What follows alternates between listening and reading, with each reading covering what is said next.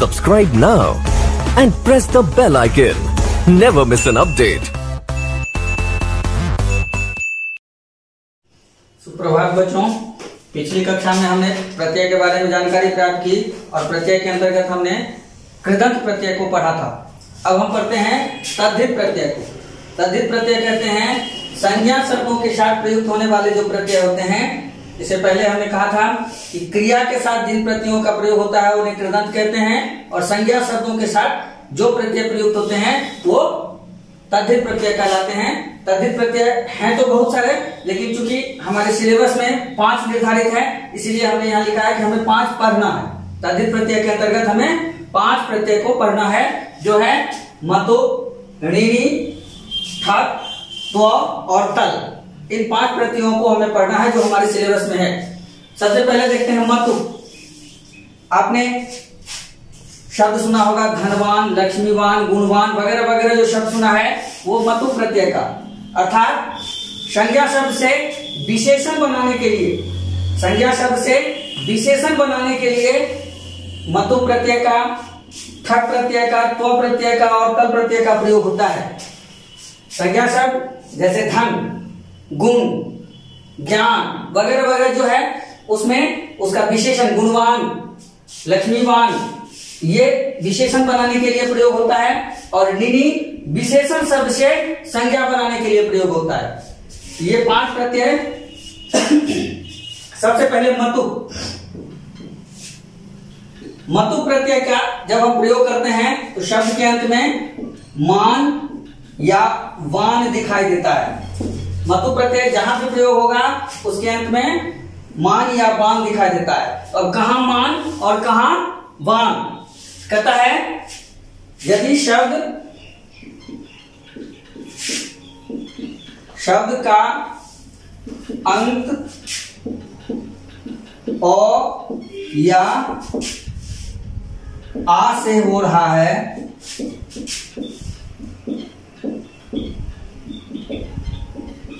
तो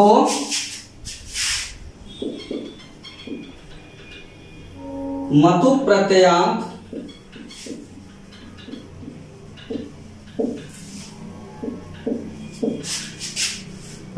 शब्द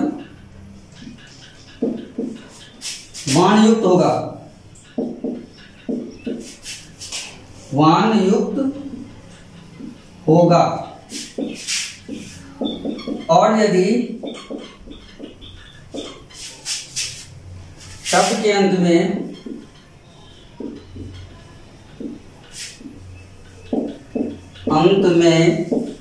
शेष कोई भी स्वर रहेगा, स्वर वर्ण रहेगा, तो मतु प्रत्ययांत शब्द मान युक्त होगा।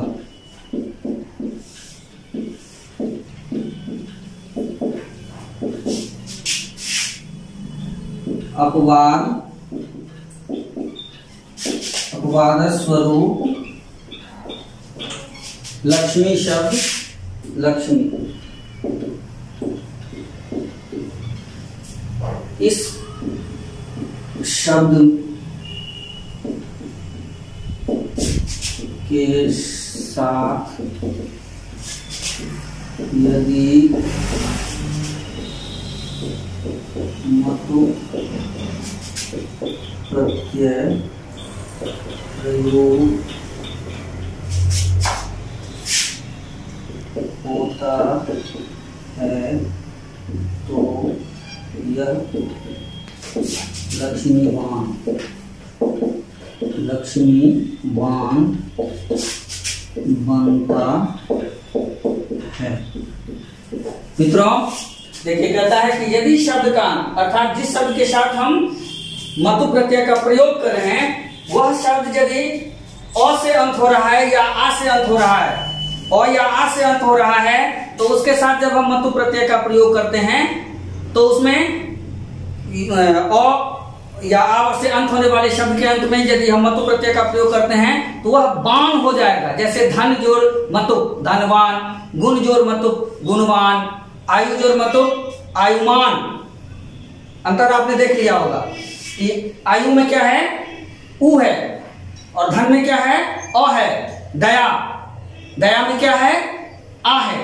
तो आ से अंत होने वाले शब्द या अ से अंत होने वाले शब्द के साथ जब हम मतु प्रत्यय का प्रयोग करते हैं तो मतु प्रत्ययांत शब्द क्या हो जाता है, बान युक्त हो जाता है, अर्थात दयावान, गुणवान, धनवान।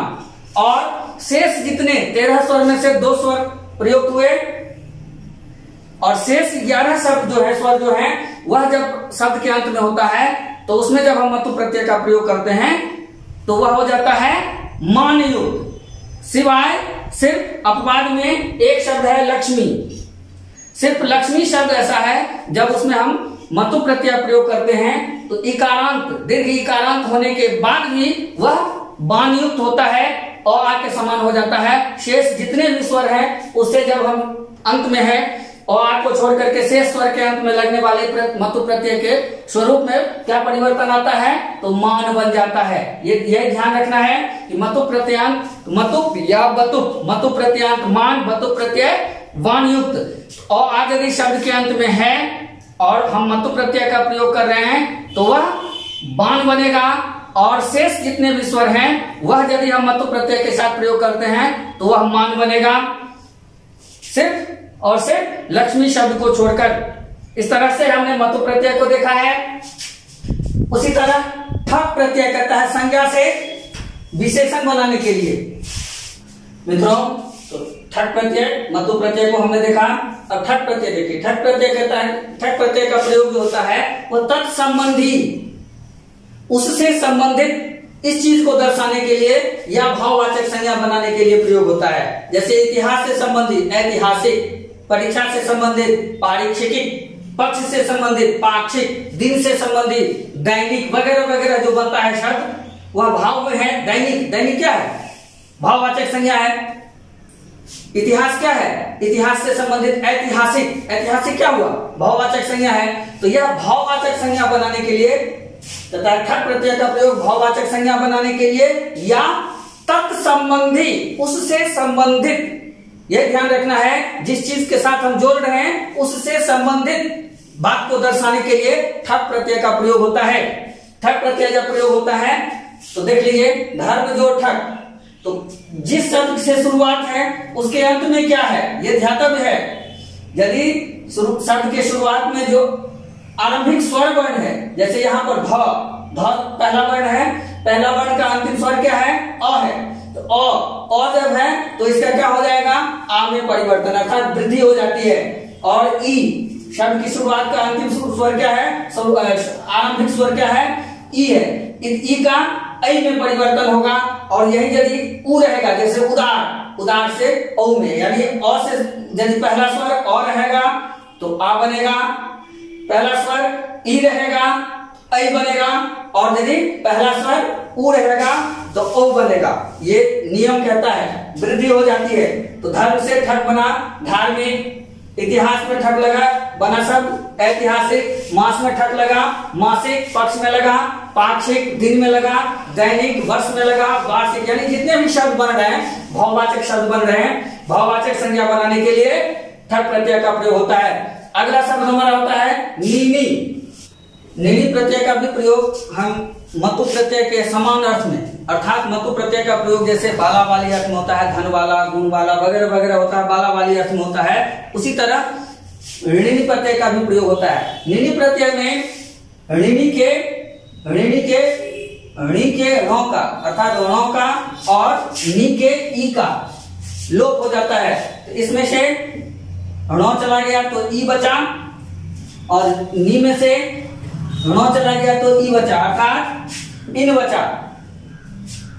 ये शब्द इसमें शेष बचता है, नौ का लोप हो जाता है और आगे वाले शब्द के वर्ण के ई का लोप हो जाता है, अर्थात इन शब्द बचता है। इन का प्रयोग होता है, अर्थात निनी जहां पर प्रयोग होता है वहां पर इन का प्रयोग होता है। देख लीजिए, जैसे गुण जोड़ नीनी, नीनी में क्या बचा, इन बचा, अर्थात गुण जोड़ इन बराबर गुणिन, दान जोड़ इन बराबर दानिन, तो दान गुणिन अर्थात गुण से युक्त, गुण वाला, गुण वाली, इसी को स्त्रीलिंग बनाएंगे तो गुणिनी बनेगा, दानिन को दानिनी बनेगा, ये पुल्लिंग शब्द है। इसी को जब हम स्त्रीलिंग में परिवर्तित करेंगे तो दानिनी बनेगा, गुण से युक्त है, गुणिनी बनेगा। स्त्रीलिंग पुल्लिंग का प्रयोग हम अलग प्रत्यय से स्त्री प्रत्यय पढ़ाएंगे तब देख लेंगे।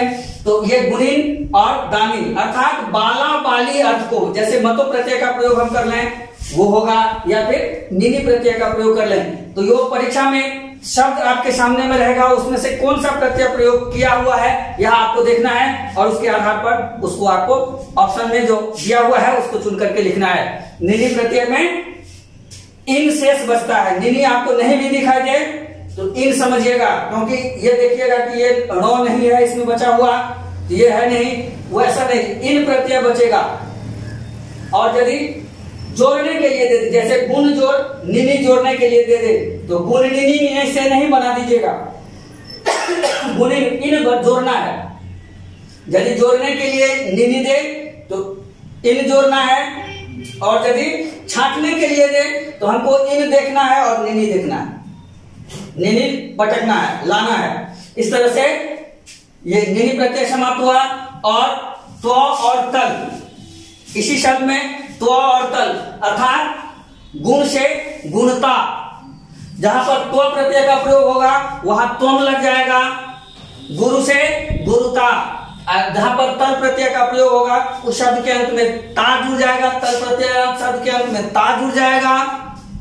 एकदम निश्चित मानिए जिस शब्द के अंत में तल प्रत्यय प्रयुक्त होगा उसमें ता जुड़ जाएगा, और जहां त्व प्रत्यय का प्रयोग होगा वहां पर त्वम जुड़ जाएगा। जैसे गुरु जोड़ त्व बराबर गुरुत्वम, गुरु जोड़ तल बराबर गुरुता, यानी ता और तल, ता तल से ता और त्व से त्वम, ये आपको तद्धित प्रत्यय के अंतर्गत आया। इसके बाद बचता है हमारा स्त्री प्रत्यय।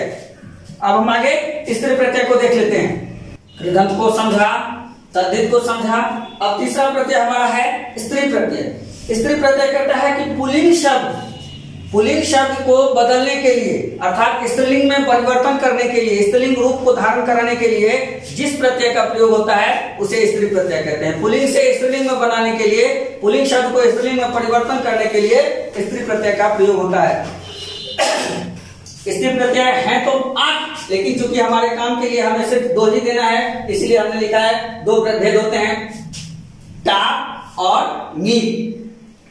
टाप प्रत्यय और नीप प्रत्यय आपने देखा होगा, अभ्यास किया होगा। तो टाप, तो पुल्लिंग में जब टाप प्रत्यय का प्रयोग होता है तो टाप में आशेष बच जाता है, और नीप में दीर्घ ई, यही 2 शेष बचता है। जैसे हम अज में टाप प्रयोग किए, अज जोड़ टाप बराबर क्या बना, अजा, अज जोड़ टाप बराबर अजा। उसी तरह कुमार जोड़ टप, कुमार जोड़ नीप, टाप नहीं नीप, नीप बराबर कुमारी। देव जोड़ नीप बराबर देवी, श्वेत जोड़ टाप बराबर श्वेता, कृष्ण जोड़ टाप बराबर कृष्णा। इस तरह पुल्लिंग शब्द अज क्या है, अज बकरा को कहते हैं, अज पुल्लिंग है, और अजा बकरी। कुमार क्या है, पुल्लिंग है और उसमें स्त्री प्रत्यय नीप लगा, कुमारी, किसी स्त्री को कहते हैं, किसी लड़की को कहते हैं, रेखा कुमारी, कुमारी अर्थात अविवाहिता। उसी तरह देव पुल्लिंग शब्द, उसमें नीप प्रत्यय का प्रयोग किए, देवी। श्वेत पुल्लिंग शब्द, उसमें टाप प्रत्यय का प्रयोग किए, श्वेता। कृष्ण पुल्लिंग शब्द, उसमें टाप प्रत्यय का प्रयोग किए, कृष्णा। इस तरह हम देखते हैं कि टाप और नीप पुल्लिंग शब्द को स्त्रीलिंग में यदि हम टाप का प्रयोग करते हैं तो जिस शब्द के साथ हम टाप का प्रयोग करते हैं उसमें आ की मात्रा जुड़ जाती है। जैसे कृष्ण जोड़ टाप कृष्णा, श्वेत जोड़ टाप श्वेता, अज जोड़ टाप अजा, उसी तरह नीप प्रत्यय का जब हम प्रयोग करते हैं तो उसमें दीर्घ ई जुड़ जाता है, जैसे कुमार जोड़ नीप कुमारी, देव जोड़ नीप देवी, वगैरह वगैरह जो है आप अभ्यास कर लीजिएगा, देख लीजिएगा, पढ़िएगा, जहां समस्या हो, प्रॉब्लम हो, वहां आपसे जिज्ञासा कर लीजिएगा। धन्यवाद, आपका दिन मंगलमय हो। अगला क्लास जो है सो शुद्धि अशुद्धि से संबंधित है, लेकिन वो शुद्धि अशुद्धि समझने के लिए हमको कारक पर फोकस करना होगा। और हमने आरंभिक कक्षा में ही कहा था कि जितना अधिक से अधिक हमारे सिलेबस में नहीं होते हुए भी हम कारक को जितना अधिक से अधिक मजबूत करेंगे, हमारा सब्जेक्ट पठन उतना मजबूत होगा। इसलिए अब हम कारक में घुसेंगे, प्रथमा विभक्ति में घुसेंगे, विभक्ति द्वितीय विभक्ति तृतीया, इस तरह से क्रमशः पढ़ेंगे। तो अगला क्लास हम कारक में घुसेंगे। आप लोग कारक पढ़ करके आइएगा। धन्यवाद।